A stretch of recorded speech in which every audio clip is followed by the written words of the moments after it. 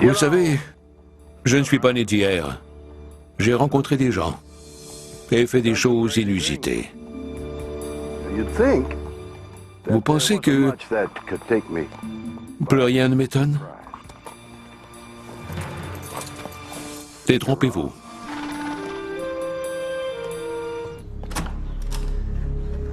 Le monde regorge d'histoires et de phénomènes plus incroyables les uns que les autres, et de mystères qui me tiennent éveillé la nuit. Certains dont je connais la réponse, et d'autres qui dépassent l'entendement. Quelqu'un ou quelque chose contrôle-t-il notre esprit à distance? Au Colorado, un homme découvre un mystérieux objet à l'intérieur de son corps. Je crois que c'est un implant extraterrestre. Notre cerveau peut-il être contrôlé depuis l'espace? À Saint-Louis, une séance de spiritisme change une femme au foyer en une prolifique écrivaine. Elle lui a dicté 7 livres, des milliers de poèmes et des nouvelles. C'est incroyable. Les morts peuvent-ils s'emparer de l'esprit des vivants? Et en Californie, une femme détraque les appareils et les personnes de son entourage. Tous mes appareils se sont mis à tomber en panne. Mon ordinateur, ma télé. Son esprit est-il contrôlé à distance par le gouvernement? Oui, on vit dans un drôle de monde et j'adore ça.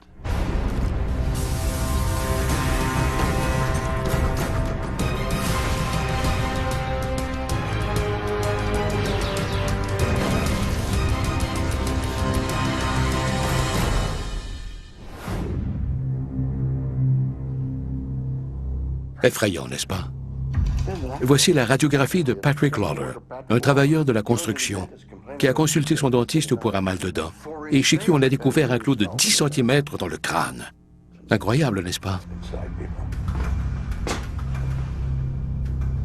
Et que dire de ce détenu qui croyait son téléphone cellulaire en lieu sûr? Comment a-t-il eu mon numéro? Et cet homme qui a avalé par inadvertance une paire de ciseaux tandis qu'il se curait les dents. En voici une de moi. Enfin, passons. Quoi qu'inhabituel, toutes ces radiographies ont une explication. Sauf celle-ci. D'un homme qui ignore totalement comment cet objet s'est logé dans son bras. Et s'il est même d'origine terrestre. En 1998, dans le comté de Yuma, au Colorado, Tim Cullen, entrepreneur en fondation, a un accident de travail mineur. Je travaillais chez un agriculteur au début de l'été et je me suis donné un solide coup de marteau sur le pouce. Ma femme, qui est infirmière, a cru bon que je me fasse examiner par un médecin. Son pouce est intact. Mais le médecin remarque quelque chose d'inhabituel. Quelque chose qu'il ne peut expliquer. En voyant les radiographies, le médecin m'a appris que j'avais quelque chose dans le bras. Je l'ignorais complètement. Et je savais encore moins comment c'était arrivé là. Tim n'y comprend rien.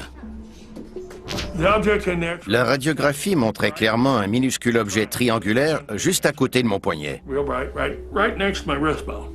J'étais fasciné de savoir que j'avais cette petite chose dans le bras. N'en savais rien jusque-là. Le médecin décide de l'opérer, mais il n'est pas au bout de ses surprises. J'ai vu l'opération en direct sur l'écran radioscopique. Juste au moment où le médecin allait retirer l'objet, il s'est mystérieusement éloigné des pinces avec lesquelles il tentait de le saisir, comme s'il avait senti qu'on voulait le sortir de là. Quand le médecin a finalement mis la main dessus, j'ai souffert le martyre. Il l'a lentement tiré vers la surface et a coupé les tissus pour le libérer. En examinant le corps étranger de plus près, le médecin croit savoir pourquoi il a réagi ainsi. La membrane renferme un noyau métallique muni de capteurs proprioceptifs, des appendices filaires apparemment reliés aux terminaisons nerveuses de la main de Tim. Il n'y avait aucune structure anti-rejet autour de l'objet. Mon corps ignorait totalement sa présence. C'était pourtant en métal, tout ce qu'il y a de plus éloigné du vivant. Tim se rétablit normalement. Puis sa santé se détériore soudainement. Mes capacités mentales ont commencé à s'amenuiser. J'avais du mal à me concentrer et à rester éveillé, comme si je n'avais plus aucune volonté. J'avais 60 ans, mais j'étais épuisé comme un vieillard de 85 ans. Persuadé que le retrait du corps étranger y est pour quelque chose, Tim se creuse les méninges pour trouver une explication. Un mystérieux événement survenu 20 ans plus tôt refait soudain surface. On rentrait à la maison un soir, et il était tard, aux environs de 23 heures. On roulait sur l'autoroute 59 quand on a vu ce vaisseau devant nous. Il faisait une trentaine de mètres de long et avait la forme d'un cigare avec des lumières. Tim se range pour l'observer. Il n'a jamais rien vu de tel auparavant. Il a traversé la route, contourné la clôture et les lignes téléphoniques et s'est retrouvé à côté de ma voiture. Il s'est immobilisé au-dessus de nous et 2 faisceaux lumineux sont descendus sur ma femme et moi. C'était une lumière si vive que j'en ai perdu la vision périphérique. Tim et sa femme perdent toute notion du temps. Ces faisceaux ont été braqués sur nous pendant ce qui m'a paru 4 ou 5 minutes.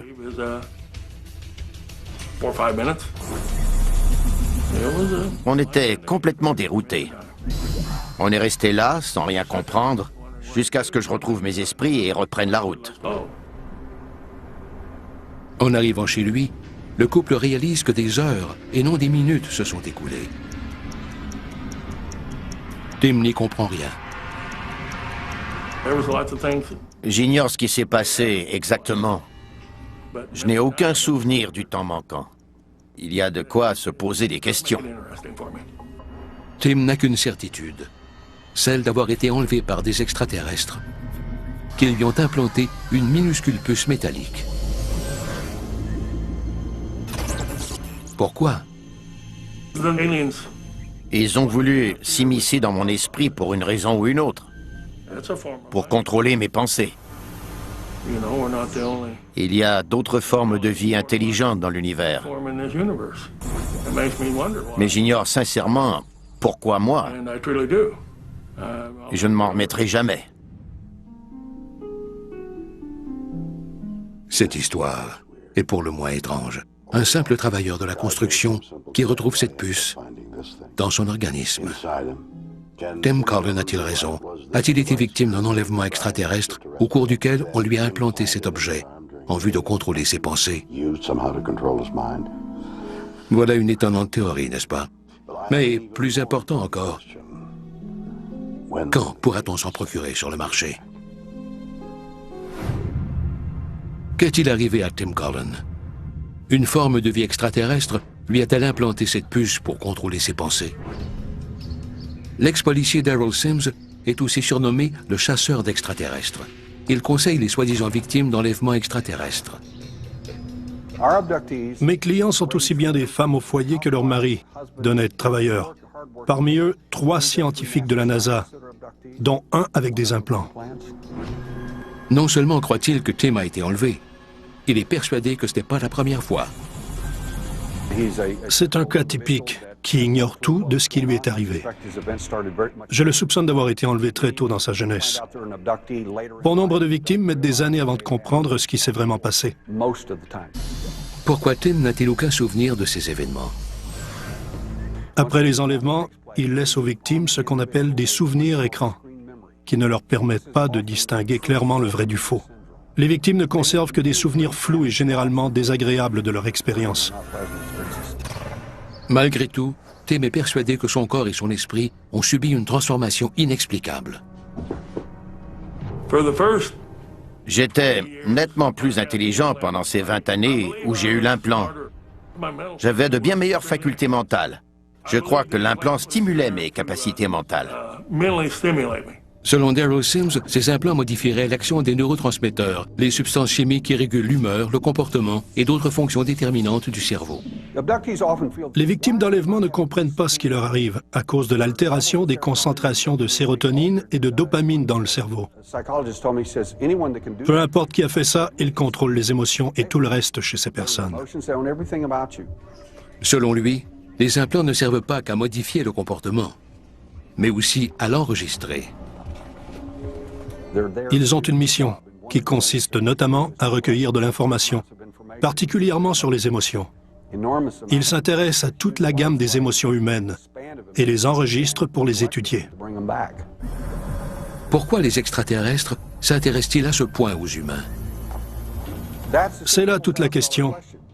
Tout le monde cherche au mauvais endroit. C'est bien ce qui m'inquiète. Je viens du milieu des renseignements et je sais que tout a toujours été et est encore une question de renseignement. Des extraterrestres ont-ils voulu contrôler Timothy Cullen? Ou la véritable explication est-elle beaucoup plus terrestre? Un mystérieux objet est extirpé du bras d'un homme. Y a-t-il été implanté par des extraterrestres en vue de le contrôler? Michael Shermer est l'éditeur fondateur du magazine Skeptic. Il étudie les histoires d'extraterrestres depuis 30 ans. L'histoire de Tim Cullen a fait beaucoup jaser dans le milieu. Tout le monde a déjà entendu parler de ces supposés implants à microcircuits, mais je n'en ai jamais vu. Aucun article sérieux n'a jamais été publié sur le sujet et aucun scientifique n'a eu l'occasion d'en voir. Tous les implants analysés et testés à ce jour se sont avérés être des restes d'objets fabriqués par l'homme. Des éclats d'obus, de métal ou de bois. Bref, des objets qui n'avaient rien d'extraterrestre. Michael Shermer a visionné la vidéo d'une intervention chirurgicale. Selon lui, rien ne permet de croire que l'objet contrôlait son cerveau. La vidéo de l'intervention chirurgicale visant à retirer l'objet ne prouve rien. La pièce bougeait tout à fait librement dans son bras quand le chirurgien a tenté de la saisir avec les pinces. Elle ne semblait fixée à aucun nerf. Mais qu'en est-il de l'étrange membrane sectionnée par le médecin? Des tissus se forment autour de tout corps étranger après un certain temps dans l'organisme. C'est un moyen de défense. Un fragment qui a l'apparence du métal peut très bien être une matière organique, et ce cas-ci ne fait pas exception. Tim a-t-il tout inventé? Pas nécessairement. Michael croit que Tim a bien vécu une expérience traumatisante qu'il attribue cependant à tort aux extraterrestres, sous l'influence de la culture populaire. Au Moyen Âge, les histoires de démons étaient courantes, car c'est l'époque dans laquelle on vivait. Il y a un siècle ou deux, les démons ont fait place aux poltergeists et aux fantômes. C'était l'époque. Et nous voilà à l'ère des extraterrestres, qui servent souvent de bouc émissaire en présence de phénomènes inexpliqués. Colin Ross est un psychiatre spécialiste des traumatismes psychologiques graves. Il croit que quelque chose contrôlait Tim Cullen, mais que les extraterrestres n'y sont pour rien. Je reçois régulièrement des courriels de personnes qui croient dur comme fer être contrôlées et suivies à distance par la CIA, l'armée ou le gouvernement. Elles me parlent de leurs relations avec l'armée, de leur code de sécurité, de la façon dont tout ça a commencé, souvent après avoir eu des ennuis avec quelqu'un. Comment le gouvernement peut-il contrôler le cerveau de quelqu'un? Les documents montrent comment, depuis 40 ou 50 ans déjà, on peut contrôler le comportement d'une personne à distance en activant une électrode située dans son cerveau. Ce n'est pas une théorie de complot, c'est un fait médical. Selon le Dr Ross, cette technologie de contrôle de l'esprit serait née du désir d'exploiter les compétences de scientifiques allemands admis clandestinement aux États-Unis après la Deuxième Guerre mondiale. L'opération Paperclip n'est qu'un des nombreux projets mis sur pied par la CIA après la Deuxième Guerre mondiale pour avoir la mainmise sur les scientifiques allemands. Le gouvernement américain voulait recruter tous les spécialistes allant des ingénieurs en astronautique aux fabricants de roulements à billes en passant par les cinéastes. Quiconque susceptible de faire avancer la recherche aux États-Unis. L'un d'eux, Werner von Braun, a aidé les Américains à prendre les devants dans la conquête spatiale. Un de ses collègues en aurait-il fait autant dans le domaine du contrôle de l'esprit? C'est du moins l'avis du Dr Ross, selon qui cette technologie serait toujours en usage aux États-Unis. Je suis persuadé que l'armée et la CIA ont implanté des puces à des gens partout dans le monde, à diverses fins. Pourquoi le gouvernement américain voudrait-il contrôler l'esprit des gens? Pour dominer le monde, en faisant de citoyens ordinaires d'impitoyables assassins contrôlés à distance. Cette électrode permet de contrôler les sujets de deux façons, en activant une partie de leur cerveau ou en les conditionnant grâce à l'hypnose. Le gouvernement conditionne ces personnes et leur instille une nouvelle identité cachée derrière une barrière amnésique. Il les active grâce à un code hypnotique et leur confie une mission qu'elles accomplissent avec leur double personnalité, si bien qu'elles n'ont ensuite aucun souvenir de ce qui s'est passé.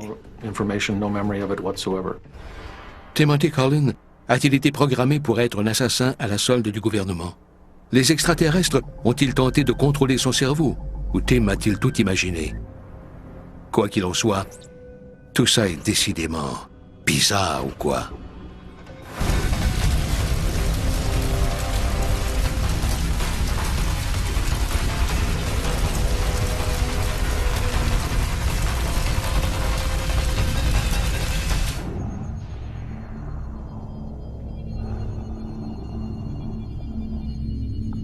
Vous êtes là? J'essaie de communiquer avec les esprits. Oh. Je suis à vous dans un instant. Ah. Ah. Elle. Elle ou elle, ça ne me dit rien. Vraiment rien. La planche de Ouija fonctionne-t-elle vraiment? Des millions de gens croient que oui. Inventée il y a plus d'un siècle comme un jeu de société, elle est perçue aujourd'hui par plusieurs comme le seul véritable outil de communication avec les morts. Eh bien, c'est faux. Il y a un autre moyen qui ne dicte pas seulement des lettres, mais des ouvrages tout entiers. Il suffit d'être ouvert d'esprit. Le 8 juillet 1913 à Saint-Louis, au Missouri, en plein air progressiste, les suffragettes luttent pour obtenir le droit de vote pour les femmes et se défaire des rôles traditionnels. Parmi ces femmes nouvellement libérées, la femme au foyer Pearl Lenore Curran, qui reçoit ce jour-là la visite d'une amie. Pearl Curran est née en 1883. Elle avait à peine une 8e année. Elle ne s'intéressait à rien de particulier. L'auteur et physicien Jan Van de Sande est spécialiste des phénomènes psychiques et de la voyance. Elle ne lisait pas beaucoup et ne voyageait pas tellement. Autrement dit, c'était une femme plutôt ennuyeuse. Le jeu de Ouija étant la dernière mode, Pearl et son ami se distraient en essayant de contacter les esprits. La planche de Ouija comporte toutes les lettres de l'alphabet disposées en un demi-cercle au centre duquel on pose un verre à l'envers. Les 2 ou 3 personnes dans la pièce posent leurs mains sur le verre et si l'une d'elles est un médium, le verre lui épelle des mots. Malgré leurs nombreuses tentatives, les jeunes femmes n'arrivent à rien. Pearl convainc son ami d'essayer une dernière fois. Elle jouait quand le verre s'est tout à coup mis à bouger. Elle n'y était pour rien. Les esprits se sont servis de Pearl pour faire parler la planche de Ouija. Quelqu'un ou quelque chose tente de communiquer avec elle. Le verre commence à leur dicter un message. Il y a plusieurs lunes, j'ai vécu. Voilà que je revis enfin. Patience Worth est mon nom. Attendez, j'ai à vous parler. Mes amis, réjouissez-vous. Laissez le tabi parler et la sagesse du feu émaner. Ce n'est certes pas le langage courant. Les 2 jeunes femmes communiquent avec une dénommée Patience Worth. Qui peut-elle bien être? Patience Worth a affirmé être née en 1649 à Dorchester, dans la campagne anglaise. Elle aurait émigré dans la trentaine à Nantucket, aux États-Unis, et aurait été tuée par les Indiens à l'âge de 44 ou 45 ans. La présence de Patience est si forte qu'elle communique bientôt avec Pearl sans même recourir à la planche de Ouija. Pearl s'est mise à deviner les mots avant même que le verre bouge. C'est ainsi qu'elle a compris qu'elle était le médium. Elle entendait la voix de Patience lui dicter les mots. Elle avait même des visions lorsqu'elle lui parlait. Elle a commencé à mettre sur papier ce que Patience lui dictait. C'est ainsi que tout a commencé. Dans les mois qui suivent, Pearl multiplie les écrits.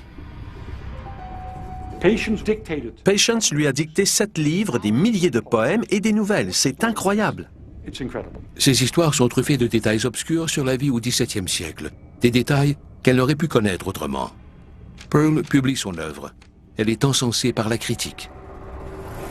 Le New York Tribune, pas n'importe qui, un quotidien renommé, a qualifié le roman Hope True Blood d'œuvre relevant presque du coup de génie.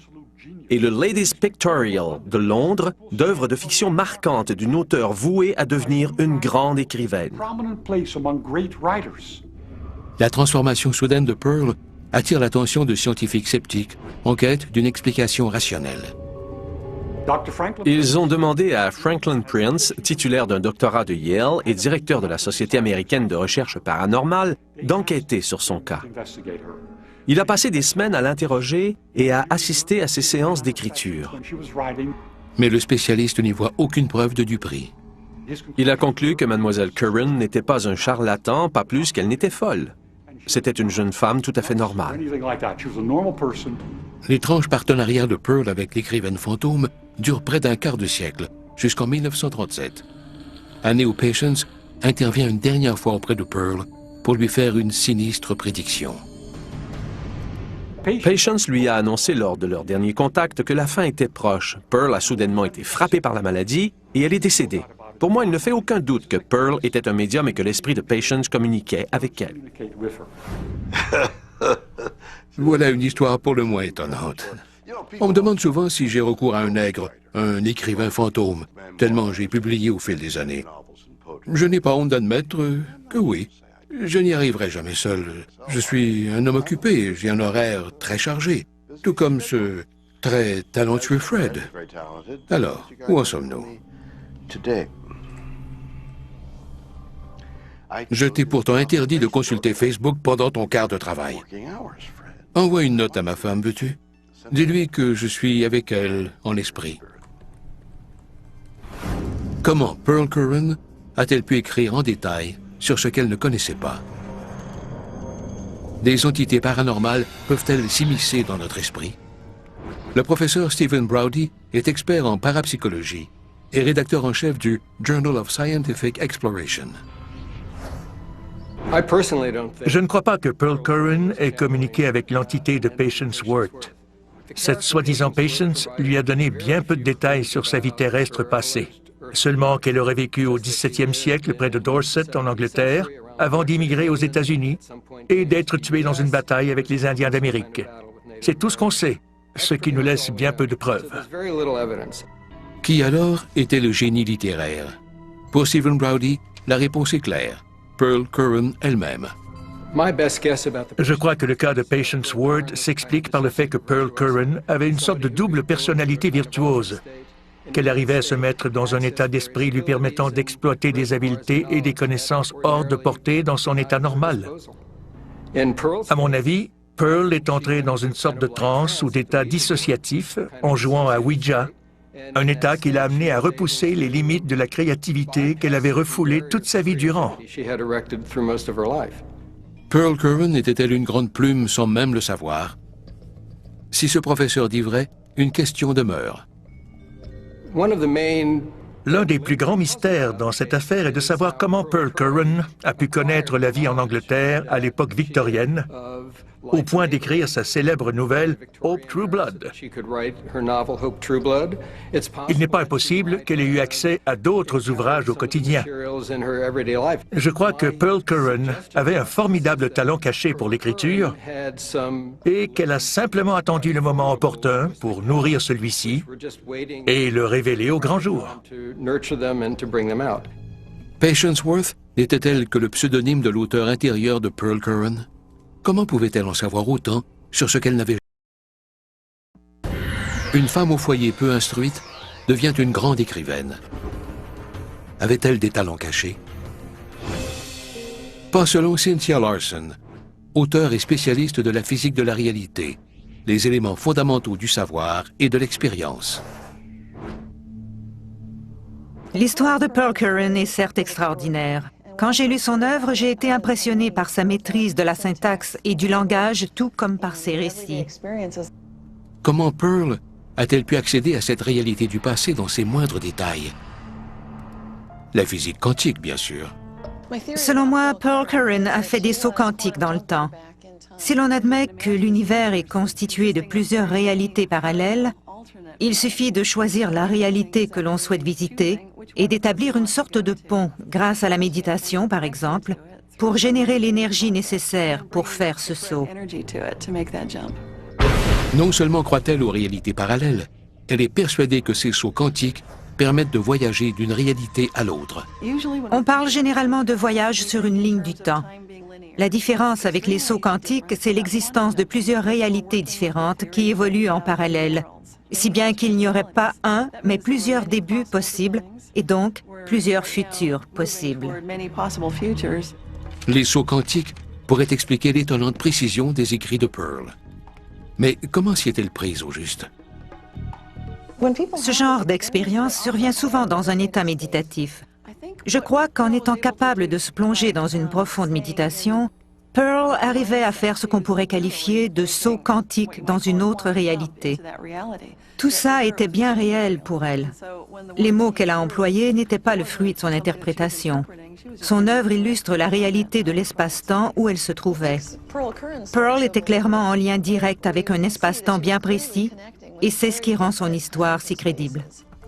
Les nouvelles de Pearl Curran étaient-elles le fruit d'un talent caché ou de sauts quantiques dans un autre espace-temps? Pour la voyante Ellie Crystal, la réponse est claire. Pearl ne pouvait pas connaître ce sur quoi elle a écrit. Elle n'avait pas accès aux technologies modernes. Elle a écrit ses livres en communiquant avec l'inconscient collectif par l'entremise de l'entité qu'elle appelait Patience Worth. Comment est-elle entrée en contact avec cet esprit? Ellie Crystal est persuadée que, comme elle, Pearl était une voyante. Les voyants peuvent passer consciemment d'une réalité à une autre, en tirer de l'information et la ramener avec eux.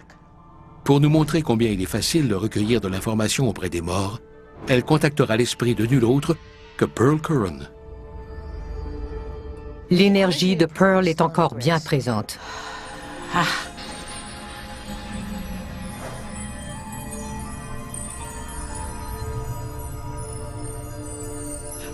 Pearl me parle. Elle me montre 2 clés, 2 magnifiques clés en or. La voilà qui écrit. Ellie Crystal appelle cette forme de communication l'écriture automatique. Les eaux se déchaîneront, les sols s'affaisseront. L'écriture automatique consiste à se laisser guider par sa main, tant et aussi longtemps qu'elle écrit, jusqu'à ce qu'on éprouve une espèce de sentiment de plénitude. Après quoi, on prend connaissance de ce qu'on a écrit. Est-ce ainsi que Pearl a écrit ses romans à succès? Quand on découvre l'écriture automatique, on peut passer tout son temps à écrire. Parfois, au point où c'en devient une obsession. Les écrits de Pearl Curran rendaient-ils compte de ses voyages dans le temps?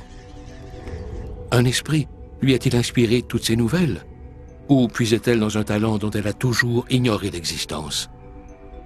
On ne le saura peut-être jamais. Bizarre ou quoi?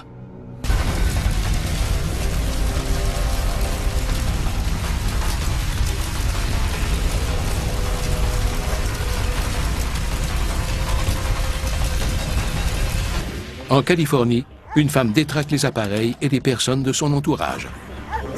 Tous mes appareils se sont mis à tomber en panne. Mon ordinateur... Oh mon Dieu! Je rêvais d'en avoir un quand j'étais petit. N'est-ce pas formidable? Oh, dur à croire, n'est-ce pas? Je peux contrôler chacun de ses moindres mouvements. On monte, regardez bien, et on descend. On remonte, j'en fais ce que je veux. Je peux lui faire faire les manœuvres les plus complexes, sans même... Ce n'est pas tout à fait au point. Les jouets téléguidés comme celui-ci n'ont rien de nouveau.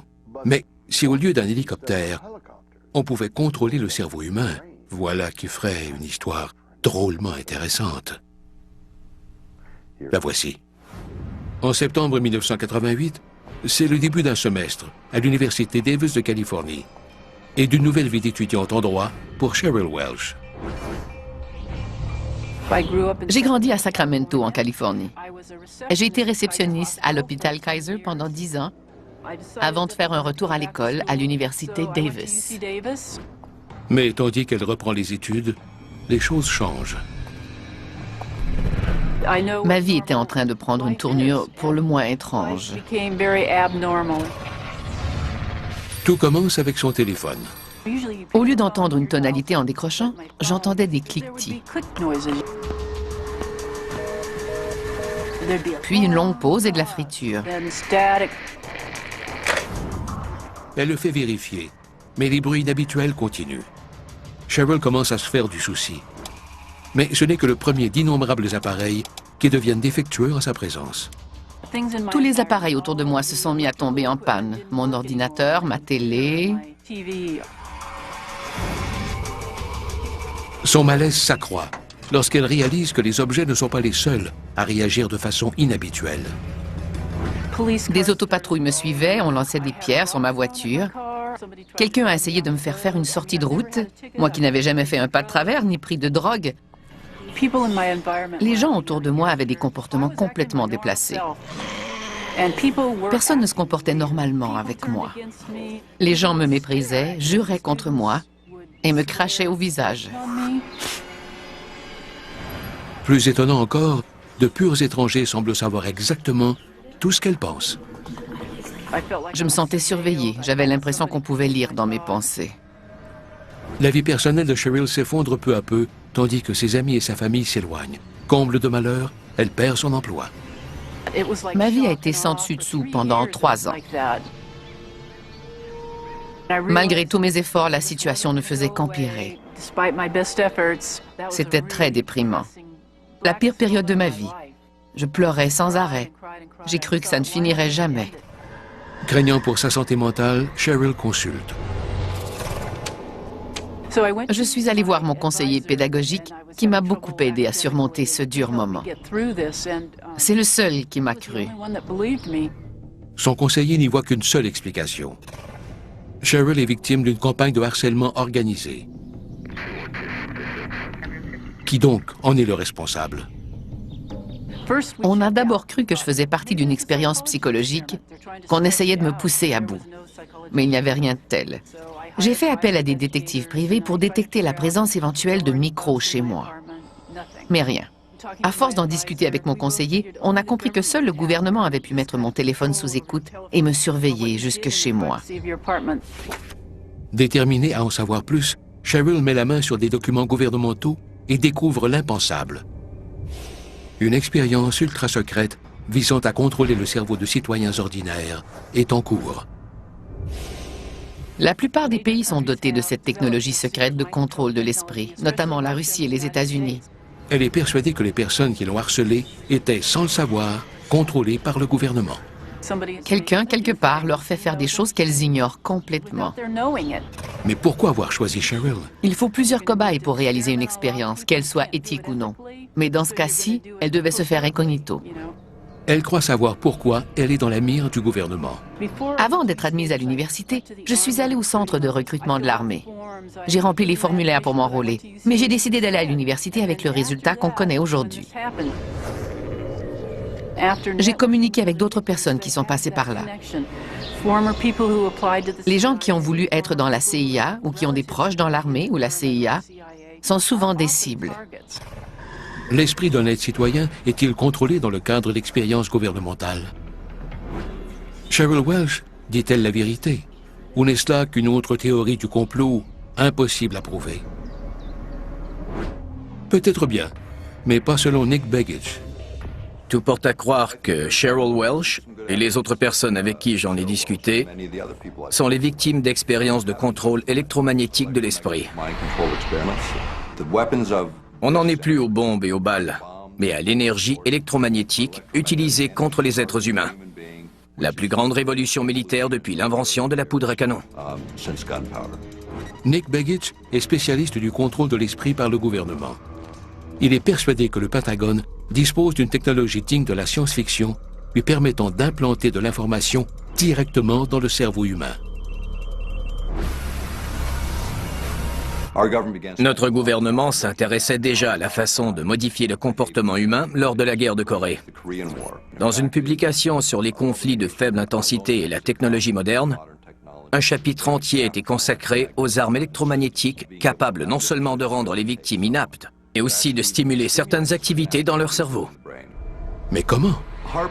Le projet HARP sur les hautes fréquences est un programme conjoint de l'armée de l'air et de la marine américaine. Il est basé en Alaska, dans un énorme champ d'antennes émettant des radiofréquences. Les antennes du programme HARP émettent de puissants signaux radio dans l'ionosphère afin de mesurer leurs effets sur les communications sans fil. Selon Nick Begich, les antennes serviraient aussi à un dessein autrement plus sinistre. Le projet HARP a des ramifications dans deux domaines particulièrement préoccupants. La modification des conditions météo et les effets sur les êtres humains.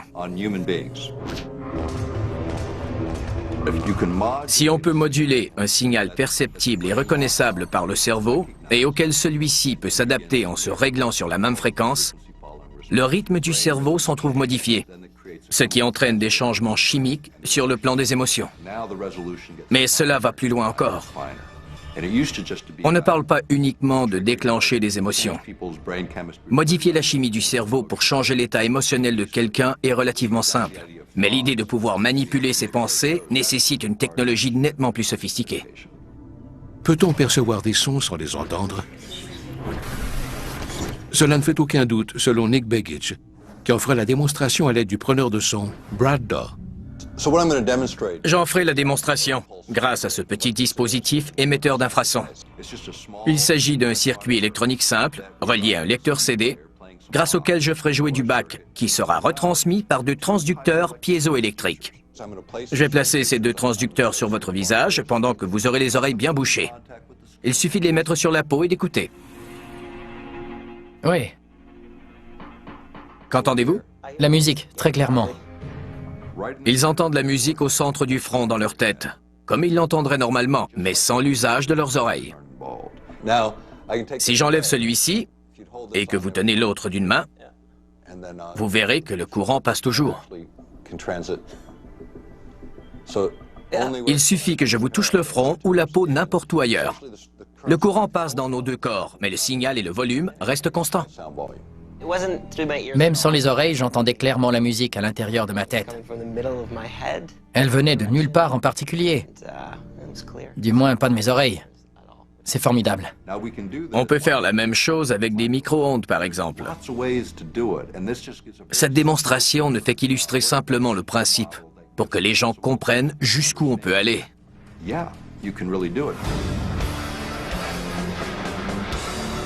J'adore le death metal, pas vous, j'en ai mal au cou.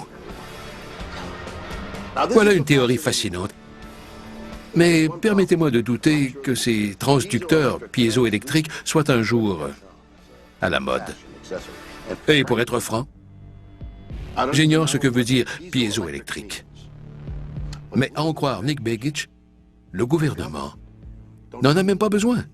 Il s'immisce directement dans nos cerveaux et nous contrôle grâce à de puissantes micro-ondes invisibles capables de changer notre façon d'agir et de penser et de nous faire croire n'importe quoi. Exactement comme les républicains. Le gouvernement contrôle-t-il nos esprits à distance ou y a-t-il une autre explication? Une Californienne est soudainement victime d'une campagne de harcèlement.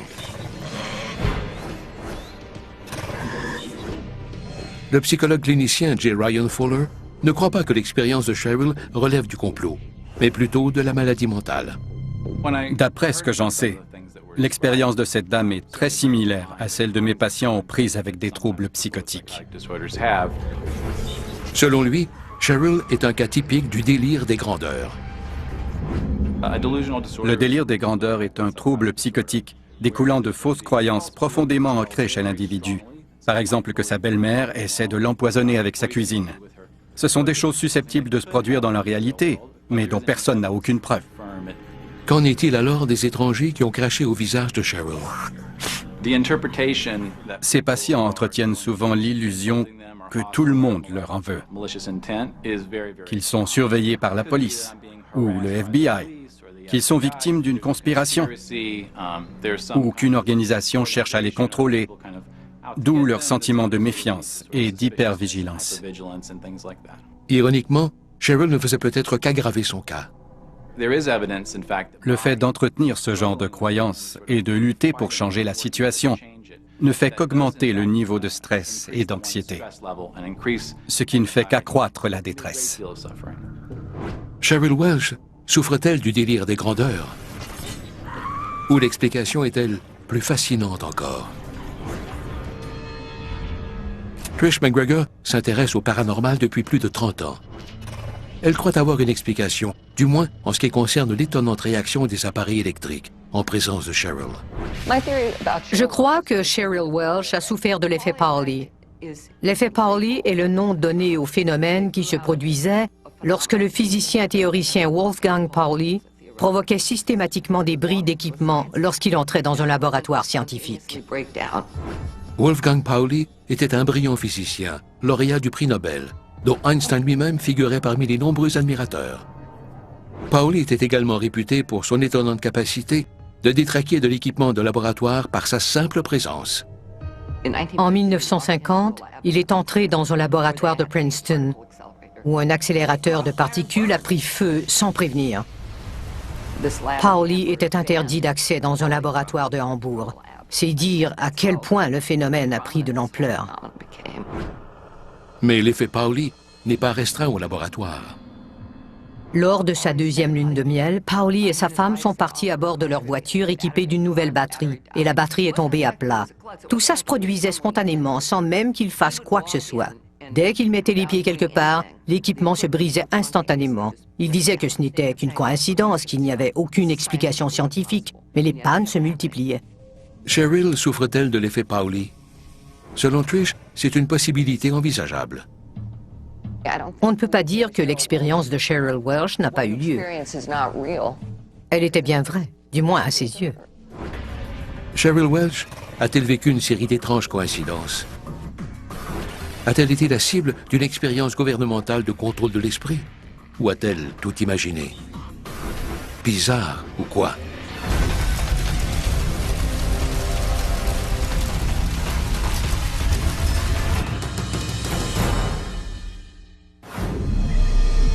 Voilà 3 étonnantes histoires d'esprit sous contrôle. Une puce turbocharge le cerveau d'un homme. Est-ce un implant extraterrestre? Une femme au foyer se change en génie littéraire. Communique-t-elle avec un esprit du XVIIe siècle? Et une femme est victime d'une étrange campagne de harcèlement. A-t-elle servi de cobaye dans une expérience secrète?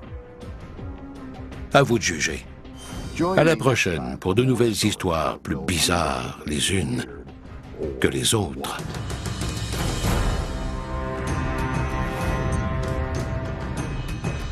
Des lieux occupés par des esprits, des gens possédés par le mal. Soyez témoins de l'inexplicable. Hantise, dans un instant, à Canal D.